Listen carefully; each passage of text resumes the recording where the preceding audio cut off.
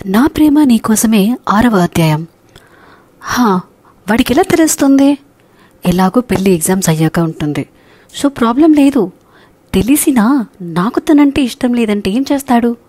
నువ్వు భయపడి నన్ను భయపెట్టకు అని అంటూ ఉండగానే తన ఎదురుగా ఒకరు వచ్చి ఉండడం కనిపించి, నేను తర్వాత కాల్ చేస్తానే అని కాల్ కట్ చేసి తలపైకెత్తి వచ్చిన వ్యక్తిని చూసి షాక్ అవుతుంది. చిరునవ్వుతో తన ఎదురుగా నిల్చొని ఉంటాడు మన శివబాబు. ఇందు నిల్చొని, సార్ మీరేంటిక్కడ అనగానే, నువ్వు పెళ్ళికొడుకు ఫోటో చూడకుండానే వచ్చావా ఇక్కడికి అని అడుగుతాడు.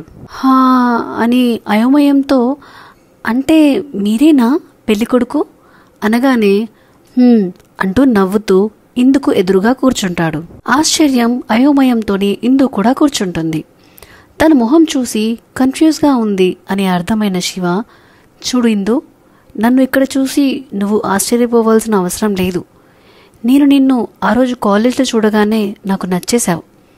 అది ప్రేమ అంటే నాకు ఫుల్ క్లారిటీ లేదు, కానీ నాకు నువ్వు నచ్చావు. పెళ్లి చేసుకోవాలనిపించింది. ఫంక్షన్ తర్వాత నీ డీటెయిల్స్ తెలుసుకొని మా మామయ్యకి మీ నాన్న తెలుసని తెలుసుకొని నేనే పెళ్లి ప్రపోజల్ పెట్టమన్నాను. అంటే ఇప్పుడు మీరు నన్ను ప్రేమిస్తున్నారా లేదా?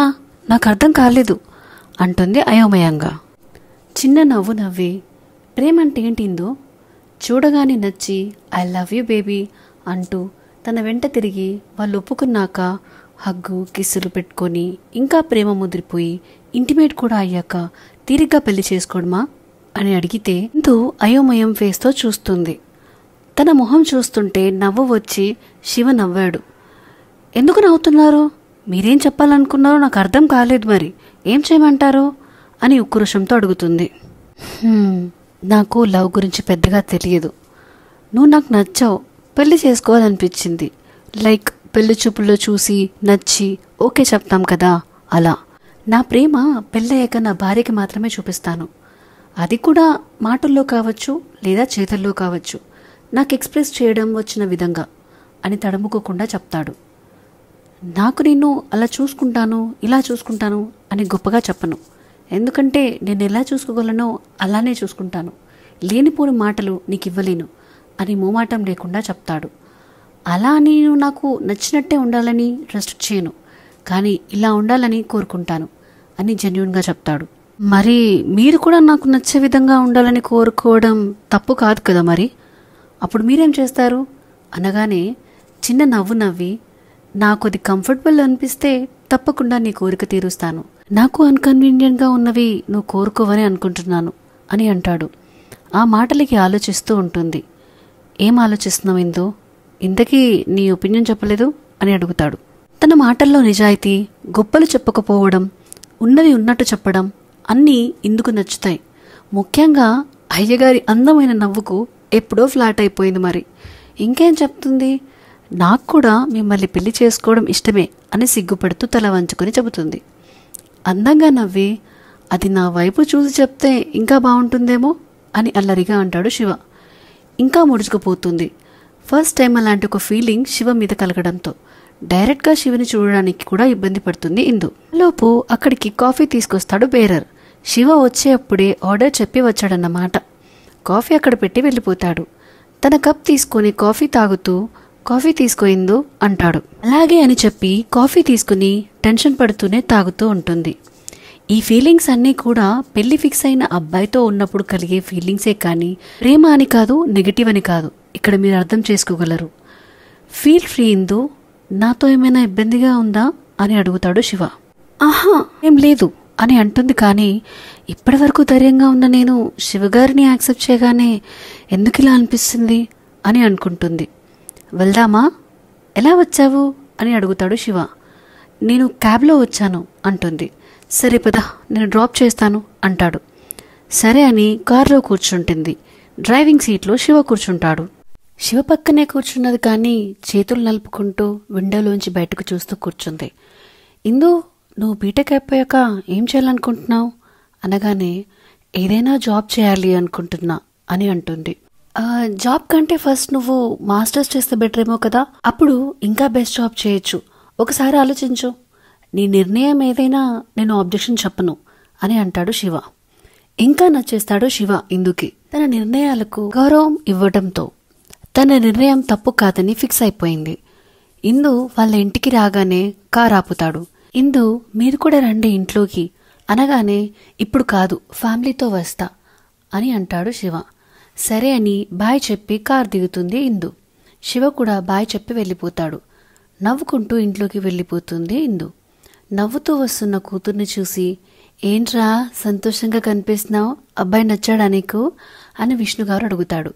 వాళ్ళ నాన్న పక్కన కూర్చొని ఆయన్ని హక్ చేసుకుని హా నాన్న నాకు శివగారిని పెళ్లి చేసుకోవడం ఇష్టమే అని షాయితో చెప్తోంది.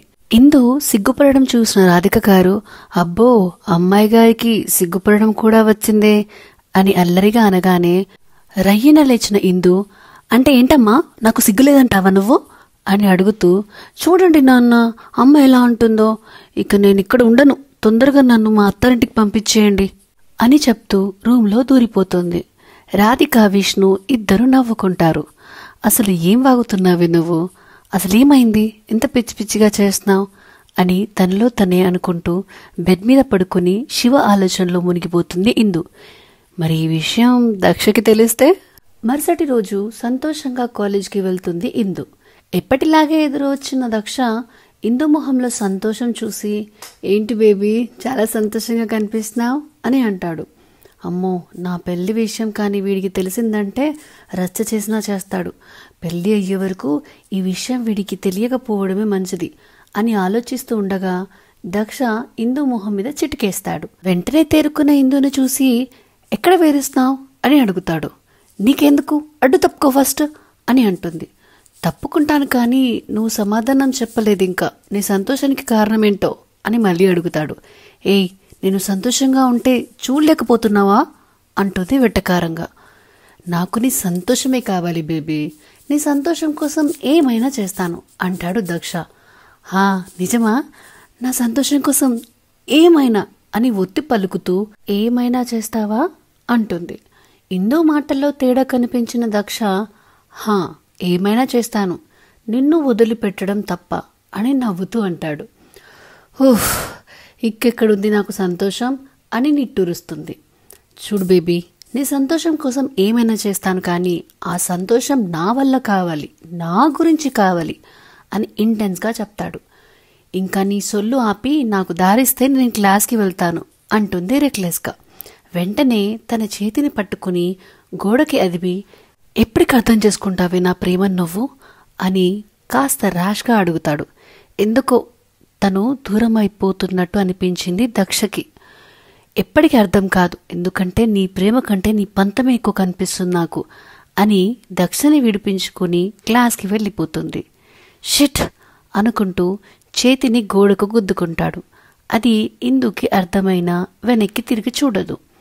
ఎంత సంతోషంగా కాలేజ్లోకి వచ్చిన ఇందు అంత చిరాగ్గా క్లాస్లోకి వెళ్ళి తన ప్లేస్లో కూర్చుంటుంది. ఇందు చికాగ్గా ఉందని అర్థమైన తాన్వి ఏంటి ఎలా ఉన్నావు అని అడుగుతుంది. ఏముంది రోజు ఉండేదిగా అంటుంది అసహనంగా.